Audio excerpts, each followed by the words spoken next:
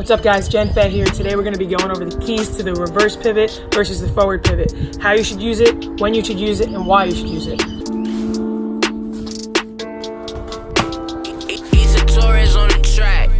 The difference between the reverse pivot and the front pivot is the way that you're opening up, the direction that you're opening up in. So just imagine that you have a defender right up on you. So you're catching the ball here, your defender is right here behind you, right?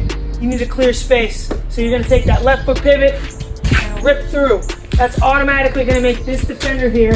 As soon as you rip that leg through, I'm gonna have to pop back a little bit, or else I'm gonna bump into you, it's gonna be a foul. Pivot foot is my left leg, it's planted, and I'm back to the basket, and I'm sweeping that right leg through.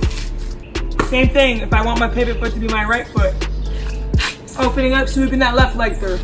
All right, now that we get the main idea of the movement, how to kind of execute it, why would we use a reverse pivot? So number one, I would say, would be to clear space. So if you have a defender that's right pressed up against you, and they're not giving you much room to work, this reverse pivot and going into their body will automatically create space. They're gonna have to jump back a little bit, or it's gonna be an automatic foul. So now, once you've created that space, you gotta figure out where you wanna go from there. So a lot of times with a reverse pivot, this is what I like to do. I'll catch the ball, see my defender's really close to me, so I know I'm gonna use that reverse pivot. I'm gonna use it, they're gonna take a little step back, and I'm just gonna shoot a jump shot, right there. A lot of times when you hit the reverse pivot, and you automatically give them that quick jab, they're gonna back up, and it's gonna give you a perfect opportunity just to release the ball right for a short mid-range jump shot. So reason number one for the reverse pivot is to create that space. Number two, I really like reverse pivots because I think I'm more balanced.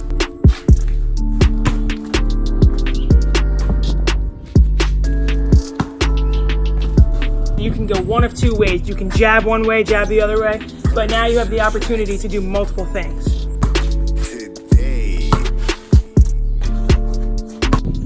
This is a move that anybody can use regardless of position, but I would highly recommend it for an undersized post player. So you can use this move from the mid post, from the elbow, any situation. You can size your defender up, have an opportunity to go more than one way, and be able to do more than one thing. You could drive, you could shoot, or you could pass it. So as opposed to the reverse pivot where you're opening up, the forward pivot, you're going to be turning into your pivot leg.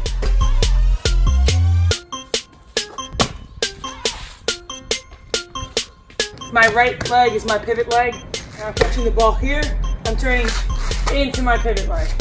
Same thing, if it was my left leg, into my pivot leg.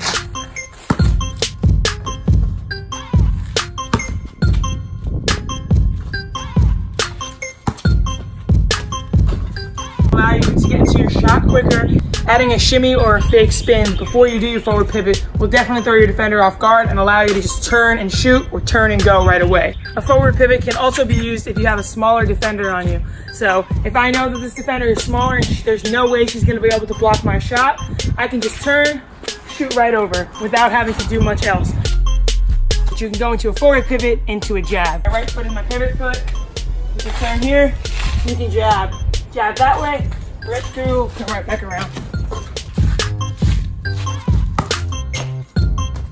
Every move has its time and its place, depending on who's guarding you, where you are on the floor, certain situations. So it's just good to have both in your arsenal. So again, the reverse pivot's gonna help you create that space, give you a multitude of options of which direction you wanna go.